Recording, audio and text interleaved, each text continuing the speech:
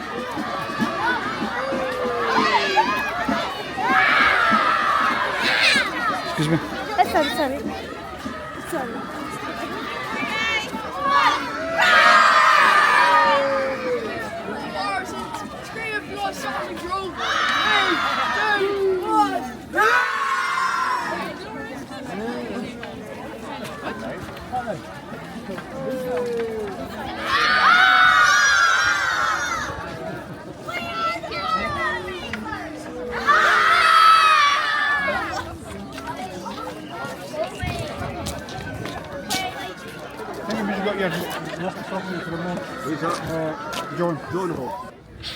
Which one's up? Yeah? We are the Border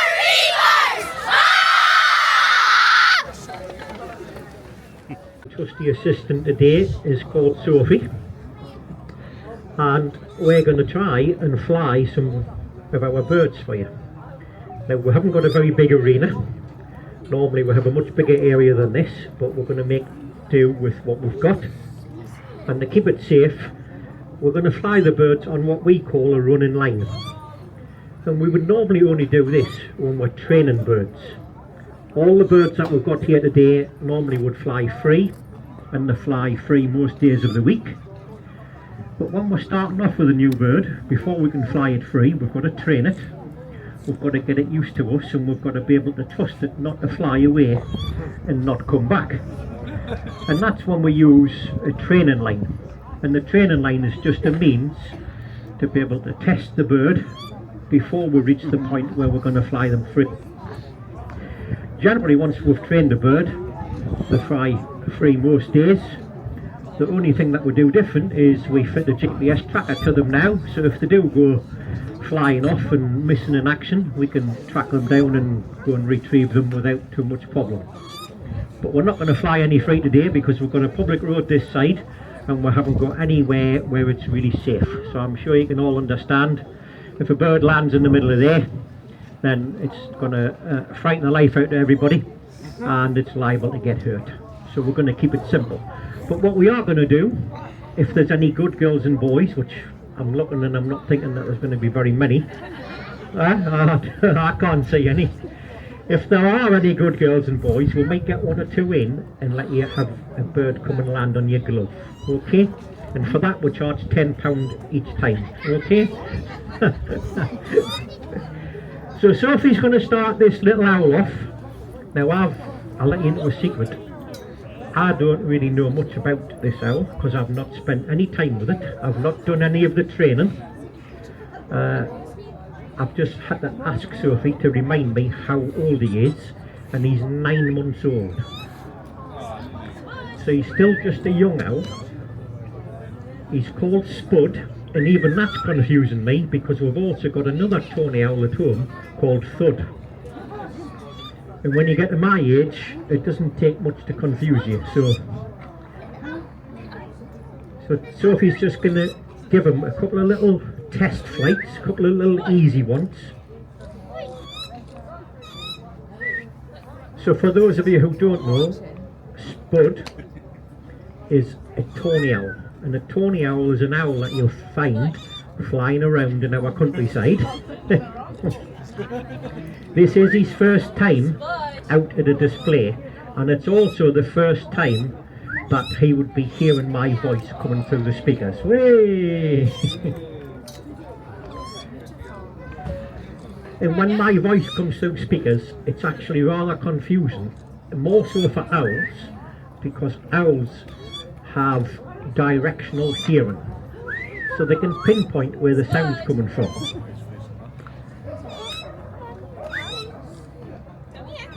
Come on, Spud. So Spud is a boy, and we know for sure that he's a boy, and the reason that we've worked that out is purely down to his size.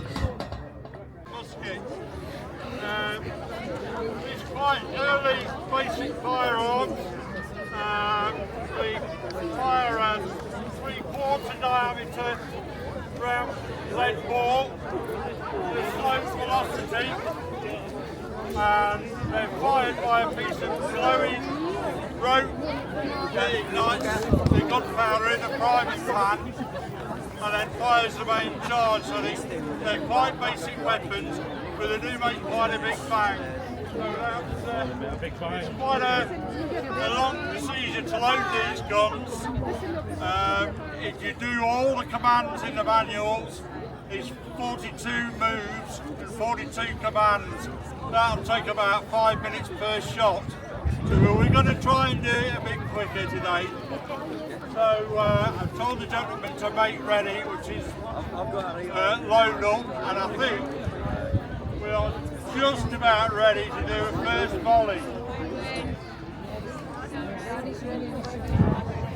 As you see there, they're blowing on the cord and putting it into the lock, hopefully checking everything's safe, and any balls they might have loaded are going to go over the end.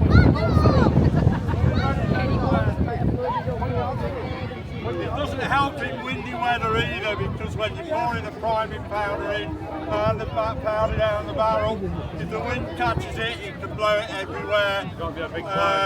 When you go to fire, you have to open the little cover on the pan. The wind can catch that, and also it can blow the lit match out. So this sort of weather with the high wind isn't helpful. The only thing that would be worse was if it was raining as well, like last year. I don't know if any of you remember that, where we had the flying gazebos, which was a brilliant cabaret act. Now, we're ready. Okay.